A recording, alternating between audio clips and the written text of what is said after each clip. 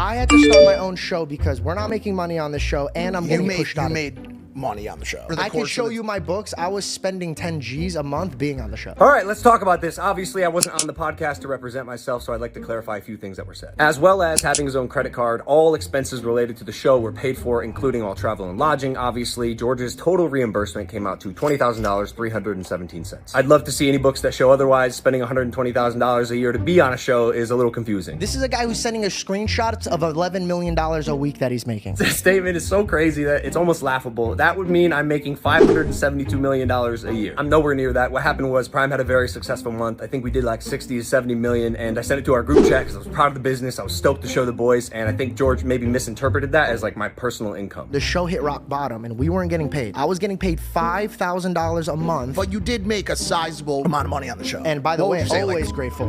I was always grateful. Like that? Yeah, I don't like to talk about money. I know he doesn't want to talk money. I don't really believe it out, but George made $317,000 in the 15 months that he got paid for on Impulsive. The work requirements consisted of about 3 days a month, 3 hours each day, traveling the world, networking, and meeting some of the coolest people ever. It comes out to about $2,300 per hour, and he also had 10% equity of the entire show. Not you, not Caleb, not Kevin, not Dylan. Nobody called me when I got fired. George did not get fired. He quit. I'll touch on that in a second. But after he quit, I called him frequently. I reached out. I wanted to reconcile the friendship. I invited him to my birthday party and WrestleMania and even my ranch a few weeks later. He chose not to come. He also unfollowed all the people he mentioned on Instagram, which is maybe why they didn't call him. I don't know. I can't speak for them, but he still does not follow them to this day. And then on my birthday, you guys shot 3 episodes, so I couldn't show up. The 2 episodes he's talking about, not 3, were shot 4 days after George's birthday. His birthday's on January 3rd. We shot those episodes on January 7th. We were already in Vegas signing the UFC to Prime, and as we do, want to capitalize on the location and our use of time and energy and the guests in that city. George didn't come to work because he wanted to spend time with his family for his belated birthday, which I totally understand and we even praised. One of the things that I love about George, he prioritizes his family and friends over anything. I got my show going, and then not only was I controlled and pushed around on Impulsive, but then Logan's making calls and directing my show. He told me that I couldn't take Celsius. So this is the big one. Making calls, trying to make it seem like I wanted to control his show is absolutely ridiculous. As you can see right here, I was like, hey, we got to get you Prime because I saw him drinking our competitor, and he told me to call him. He was filming my reaction to tell me he took a deal with a competitor. I told him, please don't film. Like, I'd like to talk about this. I hope you're joking, by the way. The truth is, I thought it was a bad look that my best friend and co-host took a brand deal with our competitor without consulting me, asking me, giving us even a chance to match it before he signed the deal, because the audience that he's building, at least at the time, on his own podcast was being funneled directly from the podcast that I was building with him. I said, hey, dude, I understand you need to make money. The entire text is right here that I sent him after our conversation, because I did understand his position if he needed to make money, but I thought it was also a little odd because he did make $317,000 in 15 months. Regardless, I did tell him I can't have him on Impulsive if he's going to take the deal with the competitor, but if after he makes the money he wants to come back to the podcast, he's more than welcome. Hey man, where you're at, there's no room for you to grow. They won't let you grow. They will not let you grow. I thought saying that to Mike was a little crazy. He's grown a lot. He has 2.7 million subscribers since we met. He's a multimillionaire, a best-selling author. I tried as much as I could to help him get into those positions, and it's not entirely because of me. Mike is a phenom in his own right, and he capitalized on the platform that I gave him, which is awesome. Just like George is doing now, but if that's not growth, like what is? In fact, I think people forget, like, I praised George for starting a podcast like a lot. George started his own podcast. I think it's a great idea. I always love when my co-hosts venture out and do their own things. Congratulations. It's awesome, guys. Check out his podcast. And also saying they won't let you grow was a little hurtful because I thought at least I helped Mike do some of the things that he did, and I even encouraged him to start his own podcast. I think you should take a page out of George's book and start a show of your own. There's no greater feeling than watching people you love succeed. I tried to give people around me a platform, and if they capitalize on it, fantastic. Mike and George did. And George will even tell you this off camera. I encouraged him to pursue media and comedy since 2015. I really believe in the kid, and I still do. There's a lot more. I'm not going to get into it, but this isn't to say, by the way, that I didn't f up along the way. I did. I should not have mocked his beliefs. I apologize for that. I should have stuck up for him with Bobby Lee, and I definitely should have had his back more like a friend. There's a lot of things I would have done differently, but here we are. It saddens me that our story has unfolded this way. I wish him nothing but health, wealth, happiness, all the success that he wants, and I hope that one day we can sit down and have a relationship and a conversation.